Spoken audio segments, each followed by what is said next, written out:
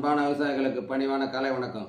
இப்போ உளுந்து நாம் விதைக்க போகிறோம். விதைக்க போகிறதுக்கு ஒரு 2 நாளைக்கு முன்னாடி இந்த உளுந்தை வந்து முளைப்புத்திறன் போட்டு பார்த்துக்கணும். இது மாதிரி துணியில் கட்டியோ இது மாதிரி கிளாஸில் போடும்போதோ இது மாதிரி முளைச்சிருக்கும். முளைச்சிட்டு இதை வந்து இப்போ கிட்டத்தட்ட நான் வந்து 136 விதை என்றிருக்கிறேன். இந்த 136 விதைகள் போட்டிருந்தபோது 116 விதைகள் வந்து நல்ல முளைப்புத்திறன் இருக்குது.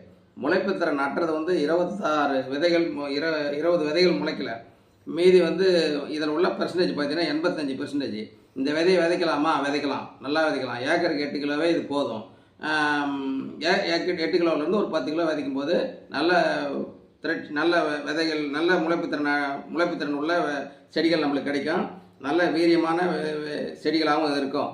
அதனால் எந்த ஒரு நெல்லாக இருந்தாலும், கம்பாக இருந்தாலும், கேழ்வரகாக இருந்தாலும், எதாக இருந்தாலும் இது மாதிரி ஒரு முளைப்புத்திறன் எளிமையாக இது மாதிரி துணியில் கட்டி போடும்போது நம்மளுக்கு ஈஸியான ஒரு முளைப்புத்திறன் பரிசோதனை நம்மளுக்கு கிடைச்சிடும். இதுக்காக நம்ம போய் பெருசாக எதுவும் பண்ணிக்கிட்டு ஒரு வேறு எந்த இயந்திரத்தையும் வச்சு நம்ம பார்க்க தேவையில்லை. அதான் முளைப்புத்திறன்றது முக்கியமான ஒரு பரிசோதனை. அது நம்மளுக்கு நாமே வச்சுக்கிற சுய பரிசோதனை மாதிரி. அதனால் முளைப்புத்திறன் செஞ்சு எந்த விதையும் பயன்படுத்துங்க. நன்றி, வணக்கம்.